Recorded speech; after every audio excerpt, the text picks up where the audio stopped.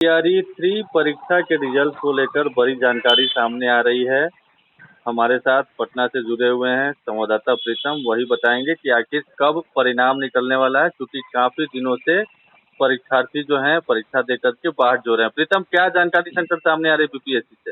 और देखिए, अस्पष्ट जानकारी ये है कि जो टीआरई 3.0 है, यानी शिक्षक भर्ती परीक्षा फेज 3 जो है, उसकी परीक्षा जुलाई में हो गई थी। और पहले ये बताया जा रहा था कि जो रिजल्ट है 87,000 पदों के लिए वो सितंबर के तीसरे हफ्ते या चौथे हफ्ते में आ जाएगा, यानी 25 से 30 सितंबर के बीच में आ जाएगा। लेकिन अब जो जानकारी आ रही है उसके मुताबिक अब जो रिजल्ट है वो 15 अक्टूबर के आसपास ही आ पाएगा, क्योंकि जहाँ तक जैसे कि आप लोग जानते हैं कि जो 65% रिजर्वेशन का जो मामला है उसकी सुनवाई माननीय सुप्रीम कोर्ट में हो रही है। और अब तक शिक्षा विभाग ने रोस्टर क्लियरेंस करके बीपीएससी को नहीं भेजा है, और जब तक शिक्षा विभाग की तरफ से रोस्टर क्लियरेंस यानी रोस्टर क्लियर होकर आयोग को नहीं मिल जाता है, तब तक आयोग अपनी तरफ से कोई कदम नहीं उठाएगा।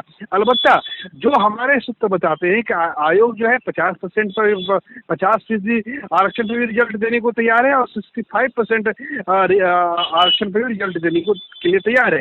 लेकिन ये जो 50% आरक्षण है और 65% आरक्षण है, वो कहीं न कहीं बिहार सरकार के गले की हड्डी बन रही है।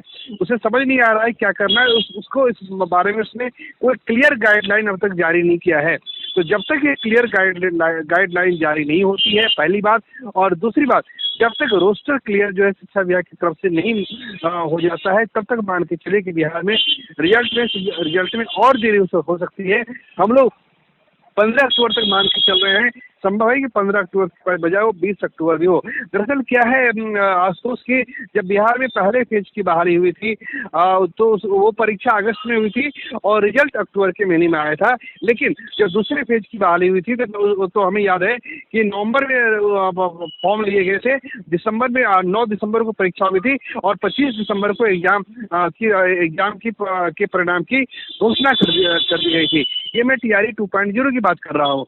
तो ऑटोमेटिक जो अभ्यर्थी हैं उनकी ये उत्कंठा बढ़ जाती है कि अगर इतनी जल्दी परीक्षा होती है और परीक्षा के परिणाम की घोषणा हो जाती है, तो कहीं न कहीं टीआरई 3.0 के साथ भी ऐसा होना चाहिए। लेकिन अब चूंकि 65% रिजर्वेशन का मामला कोर्ट में चल रहा है और सरकार वहाँ की स्थिति में, लिहाजा जो रिजल्ट है उसमें देरी होगी। सबसे पहले हेडमास्टर और हेड टीचर का रिजल्ट आएगा और फिर 87,000 पदों के लिए रिजल्ट आएगा, यानी इसमें हमें मान के चलना चाहिए कि दुर्गा पूजा के बाद ही रिजल्ट आ सकता है। जी अस्तुत, उसमें एक और आपने सही कहा, हेडमास्टर और इसका रिजल्ट भी आने वाला है, तो उसके बारे में भी चर्चा है कि खबर जो सामने आ रही है कि वो भी दुर्गा पूजा के बाद ही आने वाला है। तो यानी पहले हेडमास्टर का रिजल्ट सामने आएगा, फिर उसके बाद तब टीआरई 3 का रिजल्ट सामने आएगा। आपका बिल्कुल सबसे पहले हेडमास्टर और हेड टीचर का रिजल्ट आएगा और उसके बाद जैसे ही इसका रिजल्ट आता है तो उसके बाद आयोग जो है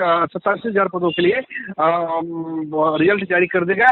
इसके साथ अब ये भी आशंका बढ़ रही है, क्योंकि आयोग का अगर आप उसका एग्जामिनेशन कैलेंडर देखें तो उसके एग्जामिनेशन कैलेंडर में शिक्षा भर्ती परीक्षा 4.0 की संभावना सितंबर 2024 में दिखाई गई थी। लेकिन अब तक रिजल्ट ही अक्टूबर में आएगा, तो ये मान के चलिए कि अब ये परीक्षा भी बढ़ेगी, यानी टीआरई 4.0 जो है अब उसकी परीक्षा की तारीख भी बढ़ना लाजिमी है। क्योंकि जब तक रिजल्ट आप टीआरई शिक्षा भर्ती परीक्षा फेज 3 का रिजल्ट आप जब तक नहीं देंगे, तब तक आप फेज 4 की तरफ नहीं बढ़ेंगे।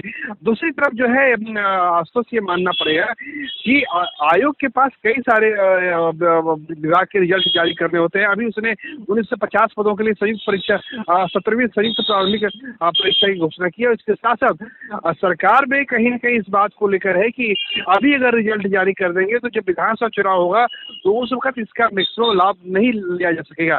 लिहाजा सरकार भी ये मान के चल रही है कि रिजल्ट जो है जो भी परीक्षा हो रही है उसका रिजल्ट मार्च के आसपास, होली के आसपास दिया जाए, ताकि उसका मैक्सिमम गेन जो है वो उसका विधानसभा चुनाव में मिले, मैक्सिमम लाभ जो है विधानसभा चुनाव में मिले। इन सारी कड़ियों को अगर आप जोड़ देंगे दोस्तों, तो अभी ये उसका लबुल वाली है कि रिजल्ट निकलने में अभी थोड़ी देरी है।